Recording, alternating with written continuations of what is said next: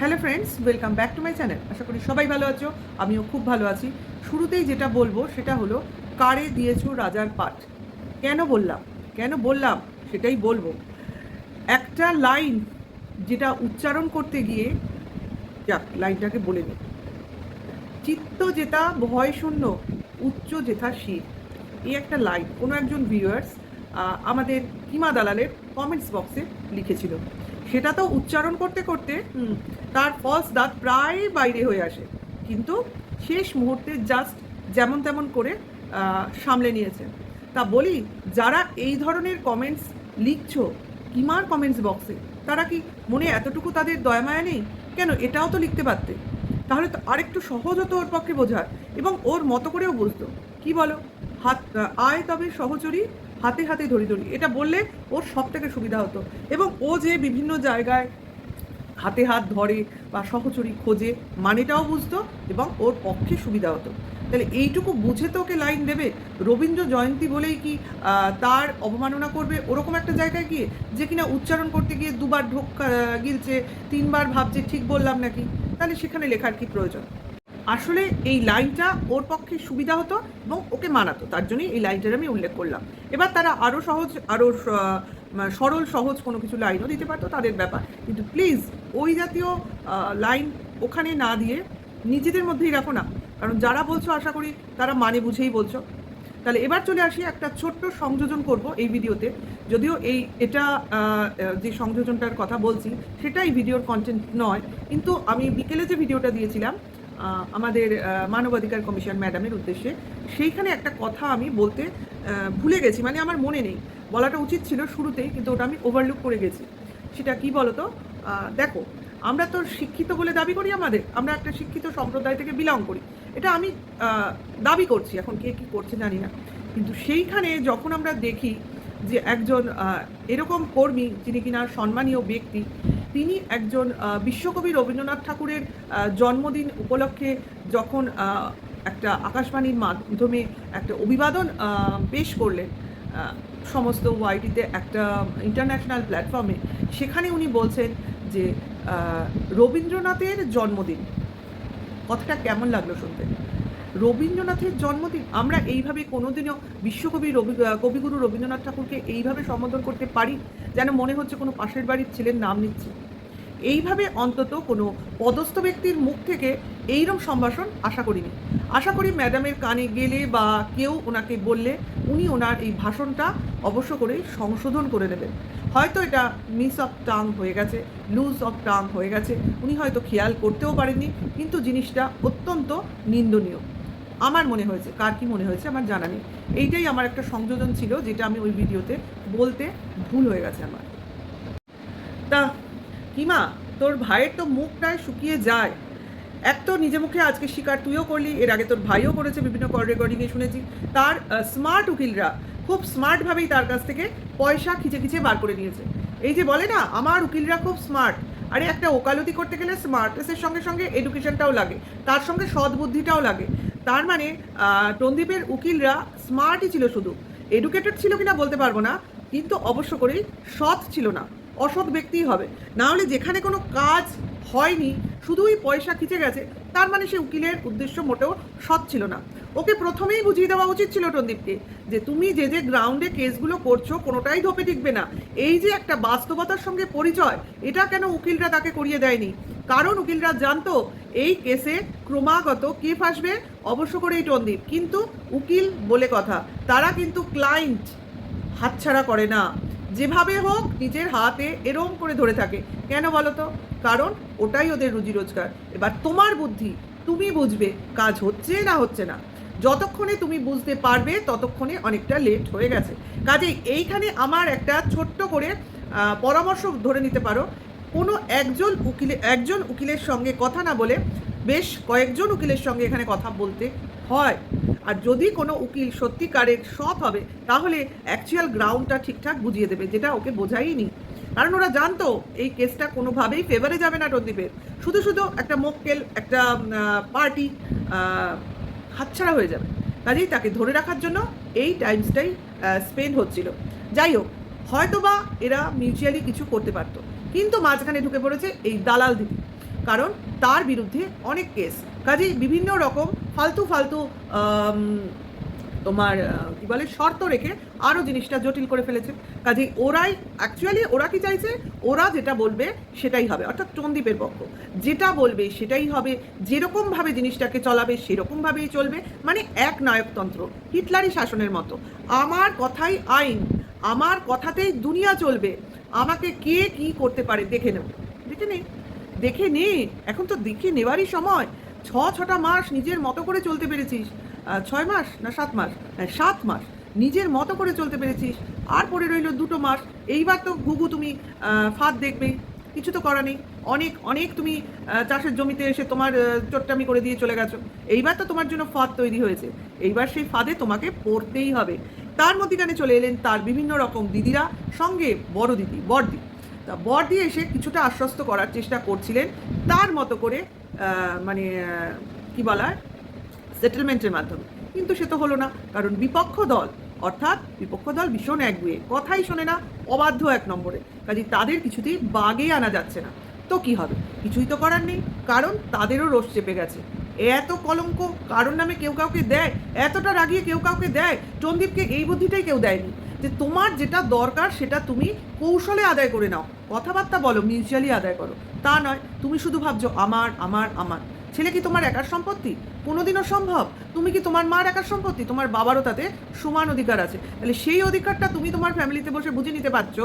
হ্যাঁ, তোমার দিদিকে অবধি তুমি তোমার বাবা মার ভাগ ছাড়ছো না, সেখানে মেয়ে, মানে তোমার ছেলে, সরি মেয়ে বলে বোধহয় অপমান করে বললাম, ছেলে তোমার একার হবে কি করে? সেখানেও তুমি ভাবছো ছেলেটা তোমার একার, বাবা মাও তোমার একার, ছেলেও তোমার একার। আচ্ছা, মানে কি বলবো, বোকা লোক দুনিয়ায় এসছে দেখছি, মানে সবই ভাবছি আমার আমার আমার, সব সঙ্গে নিয়ে স্বর্গে যাবি। এইভাবে হয় না, এইভাবে হয় না। যতই ল্যাপটপ নিয়ে প্রমাণ, কি বলে ওটাকে, নথি সব একত্র করতে থাকো, আবার লোককে মানে খিল্লি করে বলা, অনেক অনেক পেন ড্রাইভ লাগছে, আমাদেরও তো পেন ড্রাইভ লাগে না, আমাদের ল্যাপটপই যথেষ্ট। হ্যাঁ, কারণ তোর কাছে আছেটা কি, যা আছে বার করে দিয়েছিস, ওই তো কতগুলো হোয়াটসঅ্যাপ চ্যাট, বার কর, বার কর, আরও নিজের গর্ত নিজে কর।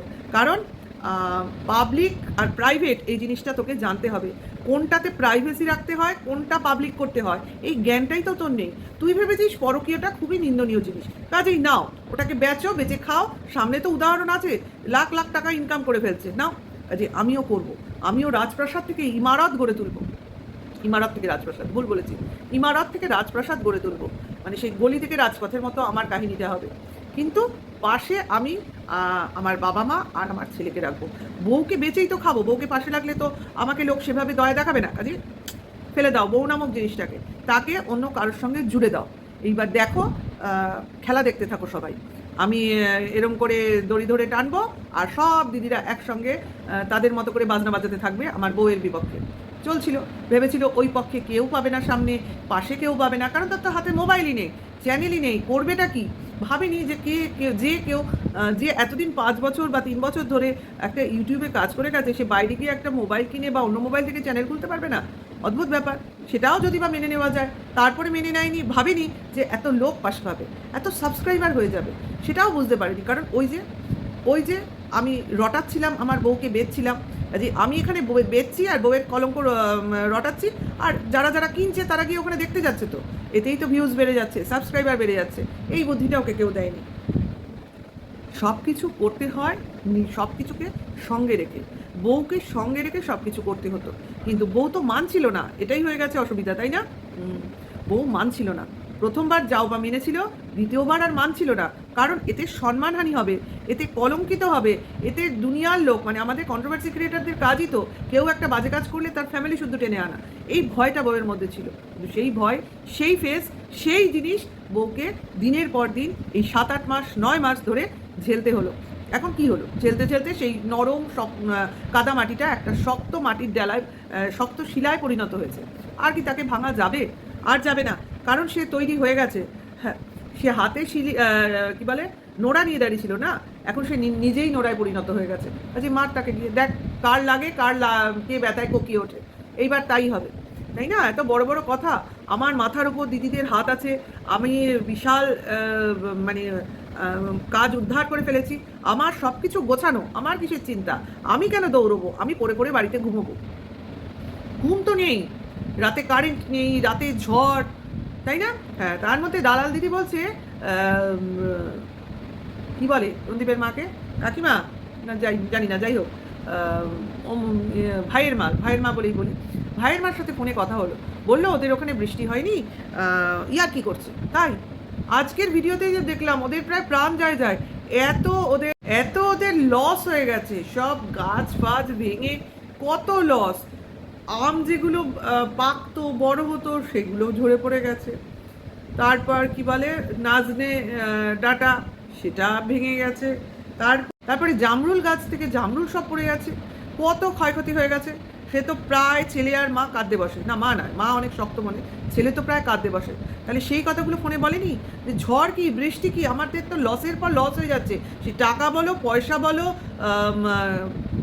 গাছপালা বলো, সব দিকে আজকে নিজেও তো স্বীকার করলো উকিলরা প্রচুর টাকা পয়সা খেয়ে নিয়েছে, এই দিদি কিছু নেন না, কিন্তু সমস্ত খরচ খরচা বুঝে নেন, এটা কিন্তু স্বীকার করেছে, ওর ভিউয়ার্সরাই ওকে দিয়ে স্বীকার করিয়েছে। কারণ উকিলরা তো আর বিনা পয়সায় কাজ করবে না, সেটা তো তাদের উপার্জনের একটা জায়গা, সেখানে যা যা লাগে, যেটুকু টাকা খরচ লাগে, এই যে গাড়িতে করে গেল গাড়ি ভাড়া, এই যে বাইরে ঘুরতে মানে সারাদিন থাকলে যে খাওয়া, তার পেছনে যে খরচ, তারপর ভাড়া করা গাড়ি, সেই ড্রাইভারকেও মনে হয় কিছু খাওয়া দাওয়া দিতে হয়, তারপর যারা সঙ্গে যায় তাদের খাওয়াতে হয়, হ্যাঁ, তারপর তো আছেই এই কেস সংক্রান্ত খরচ।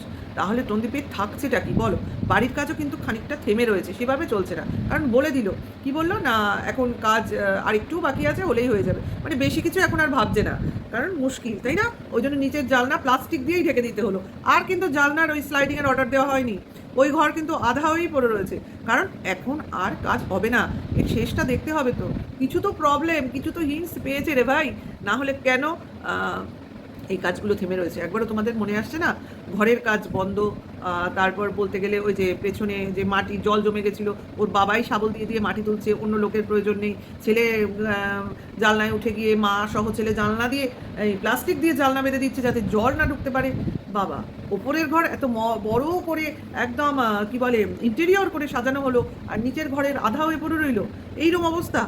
মানসিকতা নেই, এটা পয়সার অভাব না, পয়সার অভাব তো বটেই, কারণ পয়সা সবে যাওয়া শুরু হয়েছে, হ্যাঁ অনেক দিন ধরেই শুরু হয়েছে, এখন একটু বেশি জলের মতো চলে যাচ্ছে পয়সা, ওই জন্য সেটাকে খাওয়ার উপর তার প্রভাবটা পড়েছে, মানে সেরকম খাওয়া দাওয়া হচ্ছে না, একটু ভাটা পড়েছে মনে হয়, দেখা যাক, সবই দেখতে হবে, কারণ দালাল এবং দালালের ভাই দুজনেই ফাপড়ে পড়েছে, সেই একটা টান, সেই একটা দারুণ ব্যাপার, জানি না, দেখা যাক, দেখবো, দেখার আশা রাখি, কিন্তু কতদূর চলবে, শেষ অবধি সঙ্গে থাকবে দিদির ভাই, থাকবে দিদির ভাইয়ের পাশে শেষ অবধি, এর শেষ দেখে চাইবে, তাই না?